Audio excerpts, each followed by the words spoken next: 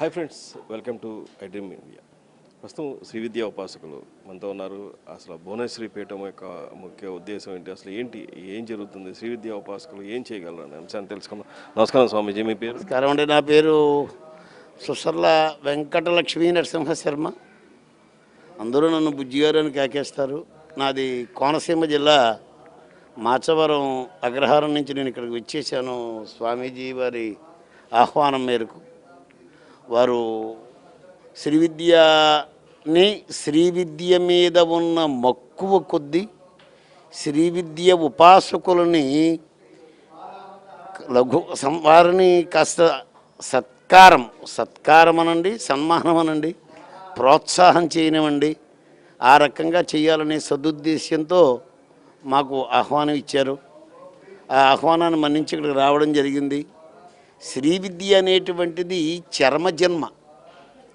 వైదికాదుత్తమం వైష్ణవం, వైష్ణవాదుత్తమం శైవం, శైవాదుత్తమం శాక్తేయం, శాక్తేయం ద్విధా ప్రోక్తం, దక్షిణ వామతో భేదత, వామాదుత్తం సిద్ధాంతం, సిద్ధాంతాదుత్తమం కౌళం, తత్పరతరం నాస్తి అని పరశురామ కల్పసూత్రం పరశురామ ప్రభువు కొన్ని శ్రీ విద్య మీద కొన్ని ఫండమెంటల్ రూల్స్ అండ్ విధానాలు ఇస్తూ పరశురామ కల్పసూత్రంలో కలియుగంలో వేదమంత్రాలు చాలా శక్తివంతమైనవే, కానీ వేదమంత్రాలకి స్వరం చాలా ప్రధానం. వేదానికి స్వరం జీవనముచ్యతే అని స్వరం, అలాగే స్పష్టమైనటువంటి ఉచ్చారణ చాలా అవసరం. అందుకని ఈ వేదమంత్రం ఉచ్చరించేటప్పుడు స్వరము ఉచ్చారణ రెండింటిని సంకలనం చేసి ఉచ్చారణ చేయాలి, లేకపోతే ప్రమాదం వస్తుంది, అర్థం తేడా వస్తుంది. ఇప్పుడు ఉదాహరణకి శ్రీ సూక్తం ఉందండి. క్షుత్పిపాసామలాంజ్యేష్ఠాం అలక్ష్మీర్నాశయామ్యహో అని చెప్పాలి శ్రీ సూక్తంలో. క్షుత్ పిపాసాం అలాం జ్యేష్ఠాం అలక్ష్మీం. అలక్ష్మి అంటే లక్ష్మి కానిది, దరిద్ర దేవత జ్యేష్ఠాదేవి. అది ఎలా ఉంటుంది? క్షుత్ ఆకలి, పిపాసం దాహము, దప్పిక, ఇవన్నీ కూడుకుని ఉంటాయి. దరిద్రంతో ఇవన్నీ వస్తాయి. అవన్నీ కూడా అలక్ష్మిని నాశనం చెయ్యమ్మా అని కోరాలి. కంగారులోనో లేకపోతే ఇతరమైనటువంటి శబ్దం వలనో అనేటువంటి అకార ప్రశ్లేష, ఆ అకారం కనుక లోపించినట్లయితే లక్ష్మీదేవి నాశనం అయ్యేటువంటి ప్రమాదం వస్తుంది. అందుకని వేదమంత్రములు స్వరం చాలా ప్రధానం, ఉచ్చారణ ప్రధానం. కాబట్టి కలియుగంలో కోరలేని తాచుపాము లాంటివయ్యా వేదమంత్రాలు ఉన్నారు. మరి వేదమంత్రాల కన్నా విశేషమైనవి ఏమిటయ్యా అంటే వైష్ణవ మంత్రాలు. వైష్ణవ మంత్రాల కన్నా విశేషమైనవి ఏమిటయ్యా అంటే శైవ మంత్రాలు, శైవ ఉపాసన అనండి, శైవ మంత్రాలు అనండి. శైవ మంత్రముల కన్నా విశేషం ఏమిటయ్యా? శక్తి, అమ్మవారి ఉపాసన, అదే శ్రీ విద్య ఉపాసన. శ్రీ విద్య అనండి, స్త్రీ విద్య అనండి. శ్రీ విద్య అమ్మవారు. ఇక్కడ అమ్మవారికి అయ్యవారికి భేదం లేదండి. ఇంకేదంటే శ్రీచక్రం మీద బిందు రూపంలో ఉంటుంది అమ్మవారు. సదాశివ పర్యంకోపవేష్టితమైనటువంటి అమ్మవారిని ఆవాహన చేస్తాం. అమ్మ అయ్య రెండు కలిపి ఉన్నటువంటి దేవతే అక్కడ ఆవాహన. అక్కడ ఏం చెప్పాడంటే అది స్త్రింబా, పుంబా, నపుంసకంబా. ఆ బిందువు ఏమిటయా? స్త్రీయా కాదు, పురుషుడా కాదు, నపుంసకుడా కాదు, ఒక పరబ్రహ్మ స్వరూపం. ఆ పరబ్రహ్మ స్వరూపముగా అమ్మవారిని ఉపాసన చేయడమే శ్రీ విద్య. అయితే ఉపాసకానామితార్థాయ పరబ్రహ్మణ రూపకల్పతే అనేక రకాలు వచ్చాయి. శ్రీ విద్యలోనే అనేక రకాల మార్గాలు ఉన్నాయి, అనేక రకాల మార్గాంతరాలు ఉన్నాయి. ఒకటి దక్షిణాచారమని, దానికన్నా ఉత్తమమైనది వామాచారమని, వామాచారం కన్నా ఉద్దాంతమైనది కౌళమని. కౌళం అంటే ఇంకా వాడు మోక్షానికి అర్హుడని, అంటే ఒక్కొక్క మెట్టు వెళ్ళమని పరశురామ కల్ప సూత్రం చెప్తోంది. అంచేత శ్రీ విద్యలోకి వెళ్ళేటప్పటికి ఏమిటయ్యా అంటే మోక్షానికి అతడు పరమపదానికి వెళ్ళేటువంటి మార్గాన్ని ఎన్నుకోవడమే శ్రీ విద్యలో ఉన్నటువంటి ఆంతర్యం. ఈ శ్రీ విద్యలో ప్రధాన దేవత లలితా మహాత్రిపుర సుందరి, సదాశివ పర్యంకోపవేష్టితమైనటువంటి పరదేవత. అయితే ఆమ్నాయాలు ఉన్నాయి, షడామ్నాయాలు, 6 అమ్నాయాలు ఉన్నాయి. షడామ్నాయమదీం దేవీం షడామ్నాయాధిష్ఠితామని అమ్నాయార్చన చేసేటప్పుడు వస్తుంది అమ్మవారి ధ్యాన శ్లోకం. అమ్నాయాలన్నీ కూడా ఆవిడే ప్రధాన దేవత. ఆవిడికన్నా ఉపాసన దేవత, ఆవిడికన్నా ప్రధాన దేవత ఇంకెవరూ లేరు. ఇంచేతయ్య అంటే వేదమే చెప్పింది, నమో హిరణ్యవర్ణాజ హిరణ్య రూపాయ అని. బంగారం అనేక రకాల రూపాల్లో ఉంటుంది, అనేక రకాల రూపాంతరాల్లో ఉంటుంది, అనేక రకాల పేర్లు ఉంటాయి, కానీ ఉన్నది ముద్ద ఒకటే. వివేకానందుల వారు ఒక సందర్భంలో అంటారు, ఉపాసకానాం హితార్థాయ పరబ్రహ్మణో రూపకల్పతే. పరబ్రహ్మ స్వరూపం రూపం కల్పించబడిందయ్యా ఉపాసించేవాడి యొక్క హితాన్ని అనుసరించుకుని. ఉన్నది ముద్ద. అయితే ముద్ద రూపంగా ఉపాసన చేయడం అనేటువంటిది సాధకులకి సాధ్యం కాదు. కాబట్టి అమ్మవారికి ఒక ఆకారము, ఓ భువనేశ్వరి, అలాగే ఓ శూలిని, అలాగే ఓ ప్రత్యంగర, లేకపోతే ఓ వారాహి, ఇవన్నీ ఆవిడ యొక్క రూపాంతరములే. అన్నీ ప్రధాన దేవత లలితే, ఆవిడ యొక్క రూపాంతరాలు. ఈ రూపాంతరాలు ఉపాసన చేసే విధానాన్ని బట్టి, ఉపాడించే విధానాన్ని బట్టి ఆవిడ పలుకుతూ ఉంటుంది. అంచేత ఇది భువనేశ్వరి అమ్మవారి యొక్క పీఠం. భువనేశ్వరి అంటే భువన ఈశ్వరి. భువనం అంటే బ్రహ్మాండానికి ఈశ్వరి, ఆవిడే కదా, పరదేవతే కదా. ఇంచేత ఆయన బ్రహ్మాండానికి అధిపతి, ఈవిడి బ్రహ్మాండానికి అధిపతి ఈవిడి. శివశక్త్యా యుక్తో యది భవిత ప్రభవితం అంటారు శంకరాచార్యుల వారు సౌందర్యలహరి స్తోత్రం చేస్తూ. శివుడికి శక్తికి తేడా ఏం లేదండి. శివ ఉపాసన వేరు, శక్తి ఉపాసన వేరు, ఏం లేదండి. శివుడు శక్తి కలిస్తేనే సృష్టి కాదు. ప్రకృతి పురుషుడు కలిస్తేనే సృష్టి కాదు. స్త్రీ పురుషులు కలిస్తేనే సృష్టి. కేవలం పురుషుడున్నా సృష్టి లేదు, కేవలం స్త్రీ ఉన్నా సృష్టి లేదు. సృష్టి ధర్మం ఏమిటయా అంటే స్త్రీ పురుషుల యొక్క, ప్రకృతి పురుషుల యొక్క కలయికే సృష్టి. ఆ ప్రకృతి పార్వతి, ఆ పరమేశ్వరుడు ప్రాణతత్వంలో ఉన్న ఈశ్వరుడు, ఈ రెండింటి కలయికే బిందువు.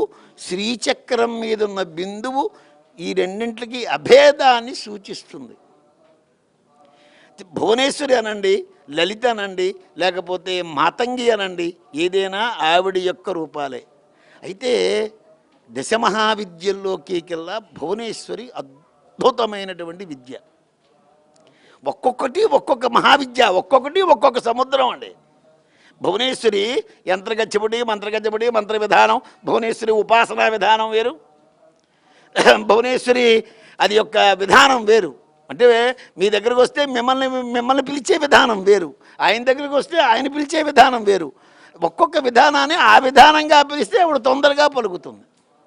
ఆవిడికి భువనేశ్వరి చతురక్షరం ఒకటి ఉంది, ఏకాక్షరం ఒకటి ఉంది.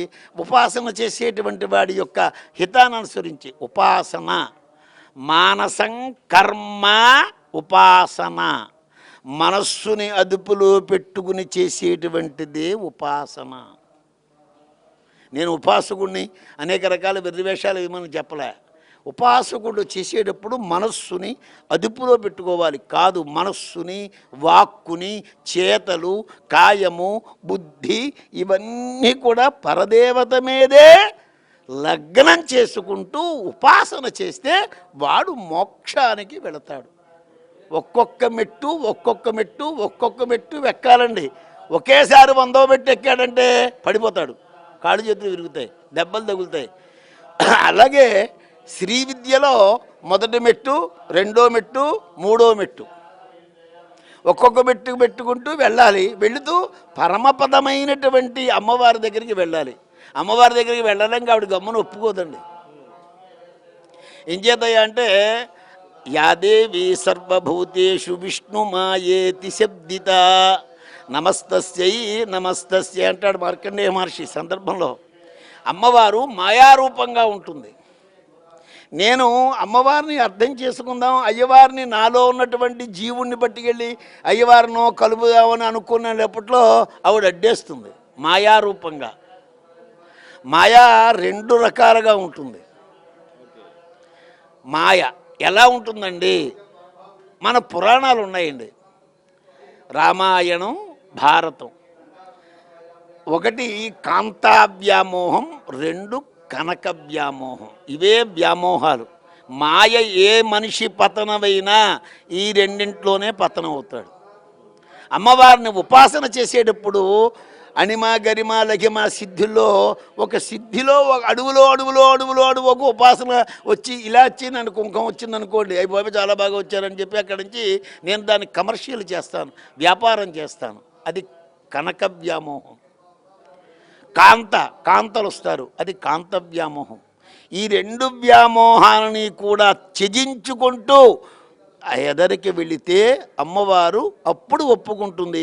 అప్పుడు నీలో ఉన్నటువంటి శివుడిని ఈశ్వరుని అయ్యవారిలో ఉన్నటువంటి లీనం అవుతుంది. అందుకే ఈశ్వరో గురురాత్మేతి మూర్తి భేద విభాగిని వ్యోమవత్ వ్యాప్త దేహాయ దక్షిణామూర్తయే నమః అని. ఈశ్వర గురు ఆత్మ. మాకు శ్రీ విద్యలో వస్తుంది ఆత్మార్చన అని. మమ్మల్ని మేము పూజ చేసుకున్న తర్వాత ఆత్మరూపంగా ఉన్నటువంటి ఏ పరదేవత అయితే ఉందో ఆ పరదేవతని బిందువు మీద ఆవాహన చేస్తాం. ముందు మమ్మల్ని మేము పూజ చేసుకోవాలి. ఆత్మార్చన అని వస్తుంది శ్రీ విద్య చేసేటువంటి వారికి. ఆత్మార్చన అంటే సాంప్రదాయాలు, అనేక రకాల సాంప్రదాయాలు ఉన్నాయి, అనేక రకాల విధానాలు ఉన్నాయి. ఆత్మరూపంగా అక్కడ పరదేవతను ఆవాహన చేస్తాం. ఈ ఆత్మ గురురాత్మ కాదు, ఇది సిద్ధివేత్మ. గురురాత్మ ఎవరు? ఈశ్వరుడు. ఈ ఆత్మ ఉప్పు సముద్రంలో ఉప్పు బొమ్మ కలిసినట్టుగా మన ఆత్మ వెళ్ళి గురురాత్మ అని ఈశ్వరులో లయం అవ్వాలి. అదే మోక్షం, అదే భవబంధం. శ్రీ విద్యలో ఉన్నటువంటి మొట్టమొదటి మార్గం ఏమిటయా? ఆఖరి మార్గం కైవల్య మార్గం. అందుకే మహావాక్యాలు ఒక సందర్భంలో చెప్తాయి.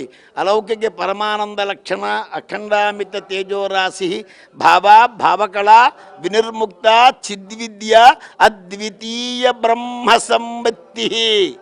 రెండోది లేని బ్రహ్మ సంవిత్తి, బ్రహ్మ పదార్థము పరదేవత. రెండోది లేదు, ఉన్నది ఒకటే, ఆవిడే పరదేవత. ఆ పరదేవతని అర్థం చేసుకోవడమే శ్రీ విద్య. ఈ శ్రీ విద్యలో చెప్పాను కదండి, సప్తకోటి మహామంత్రాలు ఉన్నాయి, 700 కోట్ల మంత్రాలు ఉన్నాయి, ఆమనాయాలు. ఈ 700 కోట్ల మంత్రాలకి అధిష్టాన దేవత పరదేవతే. భువనేశ్వరి అనండి, లేకపోతే కమలాత్మిక అనండి, దశమహావిద్యలు ఉన్నాయి. అనేక రకాల సముద్రం అండి. ఇది ఒక మహా సముద్రం కూడా కాదు, దేనికి దానికే ఒక సముద్రం. భువనేశ్వరి అద్భుతమైనటువంటి విద్య. మా మాతామహులు కీర్తిశేషులు అయ్యారు బ్రహ్మదేవ శాస్త్రి గారని. ఆయన భువనేశ్వరి కరతలామలకం ఉండి ఆయనకి. భువనేశ్వరి యంత్రగచ్చబుటి, మంత్రగచ్చబుటి, భువనేశ్వరి విభాగం మొత్తం అన్నీ కూడా ఆయన స్వయంగా రాసిన పుస్తకాలు. భువనేశ్వరి విభాగం, భువనేశ్వరి అద్భుతమైనటువంటి విద్య. అది ఉపాసన చెయ్యాలి. ఉపాసన చేసి కొద్ది కూడా అమ్మవారు అష్టార్థ మహాద్వీప సామ్రాట్ భోక్తా భవిష్యదే. 18 చక్రవర్తులు చేస్తాను రా అంది. కానీ ఒక్కటే మాట, సర్వధర్మాన్ పరిత్యజ్య మామేకం శరణం వ్రజ. భగవద్గీతలో ఒక్క మాట అంటాడు పరమాత్మ, అన్ని ధర్మాలు విడిచిపెట్టు, నన్ను శరణు వేడు. అంచేత పరదేవతని శరణు వేడాలి. శరణు వేడితే ఆ శరణు దగ్గర అన్నీ ఆవిడే చూసుకుంటుంది. భువనేశ్వరి అలాగే ఏ విద్య అయినా సరే, భువనేశ్వరి చాలా అద్భుతమైనటువంటి చక్కటి విద్య అండి, బ్రహ్మర్షి ప్రోక్తమైనటువంటి విద్య భువనేశ్వరి. అటువంటి పీఠంలో ఈ రోజున ఇటువంటి కార్యక్రమం జరగడం చాలా ముదావహం. స్వామి కమలానంద భారతీ స్వామి వారికి నేను మరల ధన్యవాదాలు. ఇంకేదయ్యా అంటే సనాతన ధర్మం నిలబడాలి అంటే పెద్దవాళ్ళంతా రావాలి. ఈ రోజుల్లో సనాతన ధర్మం యొక్క విలువ తెలియటం లేదు. పెద్దవాళ్ళు శంకరాచార్యుల వారు స్థాపించినటువంటి పీఠాలు కానీ ఇటువంటి పీఠాధిపతులు కానీ కలగజేసుకుని సనాతన ధర్మ సంస్థాపన నిలబడాలి అని కోరుకుంటూ, ధర్మో జయతి, ధర్మో రక్షత, ధర్మాన్ని కాపాడండి, ఆ ధర్మం మిమ్మల్ని ఎప్పటికీ కాపాడుతుంది. స్వస్తి. శ్రీ విద్యా ఉపాసకులు కావచ్చు, ఎవరైనా సరే ధర్మాన్ని కాపాడని చెప్పేసి చెప్తున్నారు. కెమెరా పర్సన్ విజయకృష్ణతో మోహన్, ఐ డ్రీమ్స్, భువనేశ్వరిపేట, గన్నవరం నుంచి.